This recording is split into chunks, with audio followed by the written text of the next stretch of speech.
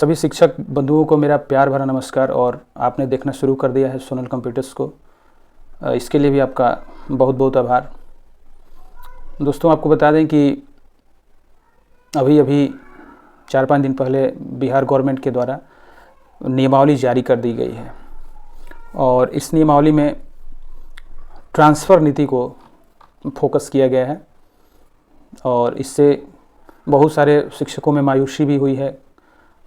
कुछ खास शिक्षकों को छोड़ करके बहुत सारे, खास करके पुरुष शिक्षकों को बहुत मायूसी हुई है, क्योंकि उनको अपने स्कूल को छोड़ करके, और जहाँ तक मैं आपको बता दूं कि इसमें अनुमंडल चेंज करने की बात कही गई है और भी बहुत सारे रूल्स हैं, लेकिन मैं आज उस रूल्स के बारे में नहीं बताऊंगा क्योंकि सारे लोगों के पास वो नोटिस ग्रुप व्हाट्सएप के ज़रिए मिल ही गया होगा, तो उस पर मैं ज़्यादा चर्चा नहीं करूंगा। वो तो आप लोगों ने पढ़ ही लिया होगा, बहुत पुराना न्यूज़ है वो।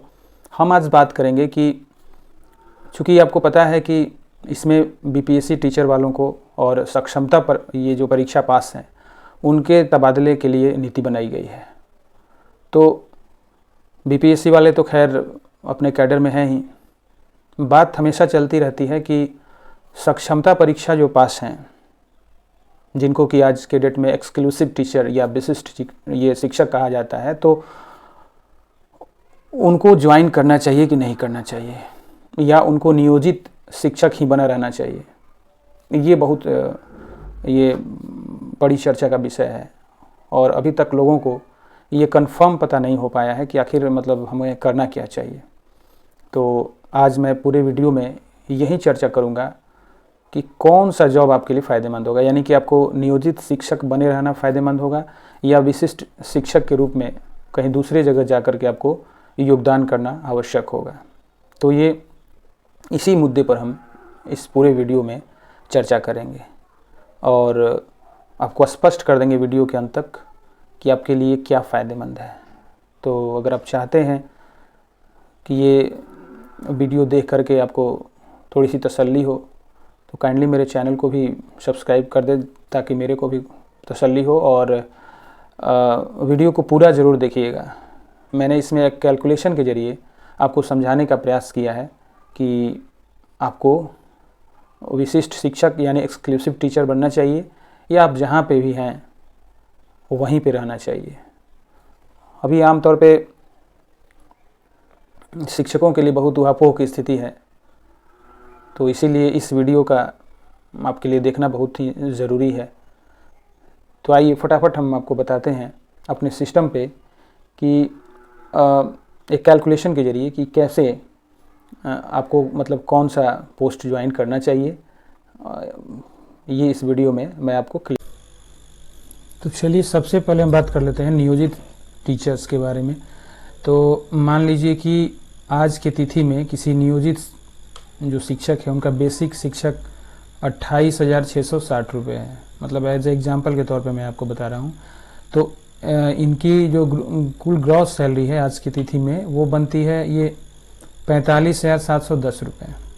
इनको मतलब 45,710 रुपये ये ग्रॉस सैलरी इनका हो गया, मतलब कुल वेतन, जिसमें कि आपको 1,800 रुपये उसी समय कटौती कर ली जाती है। तो 1,800 अगर कटौती कर लिया जाए, मतलब माइनस कर दीजिए, तो इनको कितना मिलता है 43,910 रुपये, 43,910 रुपये मिलता है। उसके बाद इनको एक और सुविधा मिलती है 1,800 और 1,800 करके, मतलब सरकार 3,600 प्रति माह जमा करती है ये ईपीएफ के रूप में, जो कि 2021 के सितंबर से ईपीएफ की कटौती हो रही है। तो मान के चलिए कि अभी तक जोड़ा जाए तो 37 माह में 3,600 रुपये का ये मल्टीप्लाई आप करते हैं तो इनको अभी तक 1,33,200 रुपये जमा हुआ है। मतलब 3 साल और 1 महीने में इनको अकाउंट में 1,33,000 रुपये ईपीएफ के तौर पे और भविष्य के नाम पर गवर्नमेंट जो है वो जमा कर चुकी है। अब हम जान लेते हैं कि इनको फैसिलिटी क्या मिलता है नियोजित शिक्षकों को। तो फैसिलिटी के नाम पे दोस्तों कुछ भी नहीं मिलता है नियोजित शिक्षकों को। अभी तक ये फैसिलिटी के नाम पे, इनको सुविधा के नाम पे कुछ भी नहीं दिया जा रहा है। तो हम बात करते हैं तो ये आपका ट्रांसफ़र की सुविधा इनको है नहीं है। उसके बाद पेंशन की सुविधा है, ये नहीं है। ग्रेच्युटी की सुविधा है, ये भी नहीं है, मतलब एक मुफ्त जो ग्रेच्युटी आपको कट के मिल जाती है उसकी कोई सुविधा नहीं है। कर्मी कहाँ के हैं, तो ये नियोजन इकाई के, मतलब स्थानीय निकाय, जिस प्रखंड ने, जिस पंचायत ने आपका नियोजन किया है, आप वहाँ के कर्मी हैं। बिहार गवर्नमेंट आपको कर्मी मानती नहीं, नियोजित शिक्षकों को बिहार गवर्नमेंट अपना कर्मी नहीं मानती है। ग्रुप बीमा है, ये भी नहीं है। रिटायरमेंट के समय क्या मिलेगा आपको, तो कोई एकमुश्त राशि नहीं मिलेगी, कोई राशि आपको एकमुश्त नहीं मिलेगी। जो वहीं ईपीएफ में कटौती आपकी हुई है तो वही राशि आपको दी जाएगी। और राज्य कर्मी की सुविधा, तो जब गवर्नमेंट आपको राज्य कर्मी मानती ही नहीं है, अपना कर्मी मानती ही नहीं है, तो आपको उसके अनुसार मतलब कोई सुविधा आपको नहीं देगी। और रही बात आपके भविष्य की सुरक्षा की, आपके फ्यूचर की, आपके परिवार की, आपके बच्चों की, तो इसमें कोई निश्चितता नहीं है, अनिश्चित है। ठीक है, तो नियोजित शिक्षकों को अभी दोस्तों कुछ भी नहीं दिया जा रहा है। उसके बाद हम बात कर लेते हैं, तो आखिर नियोजित शिक्षकों को सुविधा क्या है, तो 2 सुविधा बस है। एक सुविधा तो ये है कि मतलब 80% लोग जो हैं इस बात को लेकर खुश हैं कि वो अपने परिवार के साथ हैं, मतलब अपने घर के पास आसपास ही नियोजित हैं। मतलब वो उनका जो कार्यस्थल है, जो स्कूल है, उनके यहाँ से, किसी के यहाँ से आधा घंटा, किसी के यहाँ से 1 घंटा, किसी के यहाँ से 10 मिनट 15 मिनट, मतलब उनको ये सहूलियत है कि वो अपने घर के आसपास नियोजित हैं, मतलब जॉब कर रहे हैं। दूसरा बेनिफिट ये है कि ज़्यादातर लोगों की सेवा लंबी हो चुकी है, वो इसलिए नहीं जाना चाहते हैं, मतलब जो नियोजित शिक्षक हैं वो विशिष्ट शिक्षक इसलिए नहीं बनना चाहते हैं कि उनकी जो सर्विस है वो ज़्यादा दिन की नहीं है। उनकी जो नौकरी, किसी का 11 महीने का, किसी का 2 साल का, किसी का 6 महीने का, मतलब इस टाइप से जॉब बचा हुआ है, तो वो भी नहीं चाहते हैं कि हम जा कर के ज्वाइन करें और मेरा इधर से उधर जो है घर करना पड़े, परिवार करना पड़े, इस टाइप से वो नहीं चाहते। कि अब वो ये चाहते हैं कि बचा खुचा जो जीवन है मैं इसी स्कूल में क्यों ना गुजार दूं। तो ये केवल 2 सुविधा है, उसके अलावा आपको कोई बेनिफिट नहीं। अब हम बात करते हैं एक्सक्लूसिव टीचर यानी विशिष्ट शिक्षकों की। तो देखिए अब यही विशिष्ट शिक्षक जो हैं,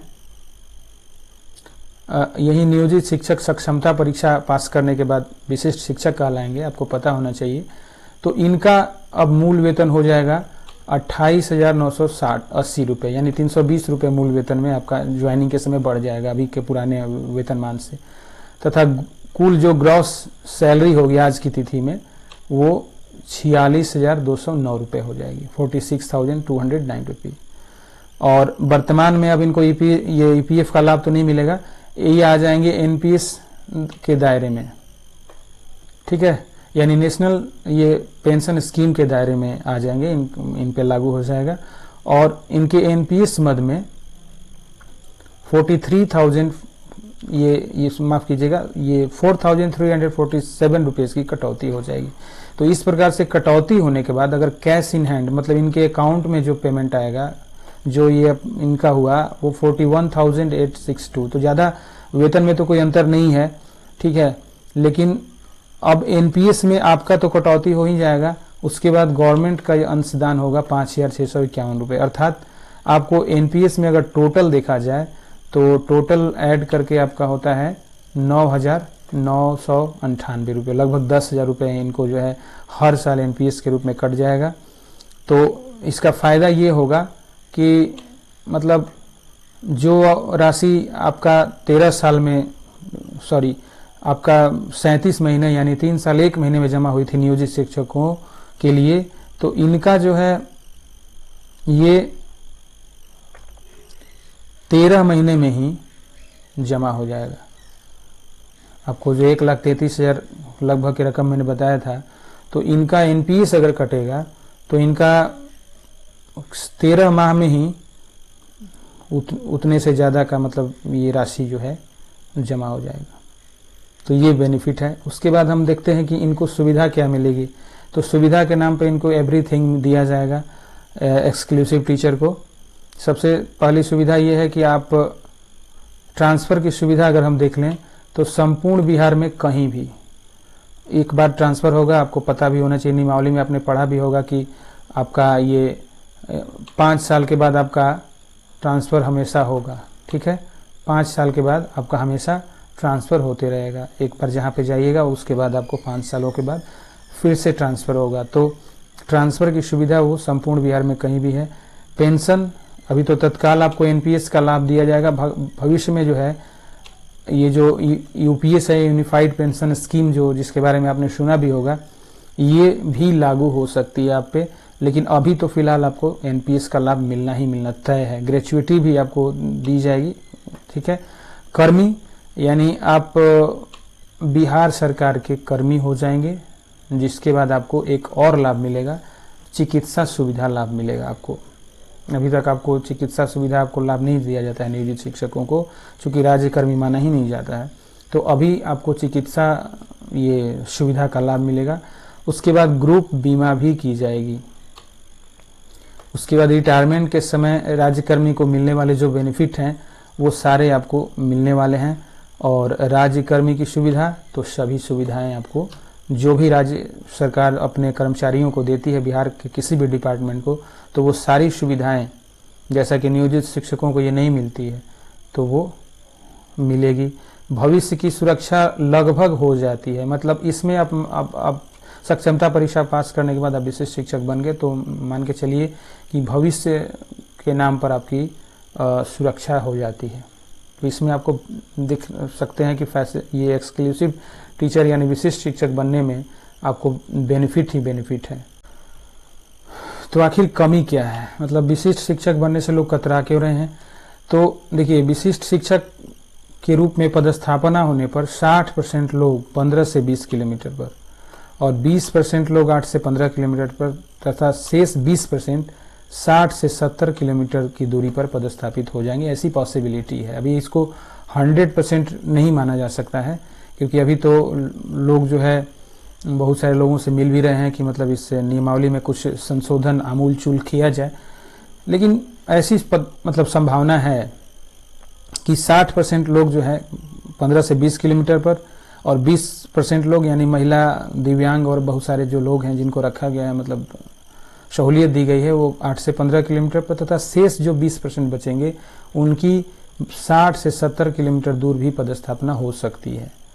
तो ये थोड़ा सा डर शिक्षकों को सता रहा है कि वे यहाँ से मतलब अनुमंडल चेंज हो जाएगा तो अपने जो फैमिली के साथ सेटल है उनको थोड़ी तो परेशानी होगी। ये तो लाजमी है, ऐसा होना भी चाहिए और गवर्नमेंट को भी पुरुष शिक्षकों के बारे में निश्चित तौर पे सोचना चाहिए। तो अब देखिए कि क्या सेवा नुकसान होगा। मतलब आमतौर पे अभी जब सक्षमता परीक्षा ली गई है तो उसमें ऐसा कुछ भी नियमावली में जिक्र नहीं है कि आपकी जो नौकरी है जब से आपने ज्वाइन किया है उसको इसमें ऐड किया जाएगा कि नहीं किया जाएगा। तो इसमें अभी तक कोई भी सहूलियत आपको नहीं दी गई है। लेकिन वैसे इस मामले में अभी तक स्पष्टता नहीं है, लेकिन नुकसान हो ही जाएगा ऐसी संभावना भी बहुत कम है, क्योंकि अभी हाल ही में हुए प्रधान शिक्षक प्रधानाध्यापक परीक्षा में नियोजित शिक्षक से विद्यालय अध्यापक बने शिक्षकों को अनुभव का लाभ दिया गया है।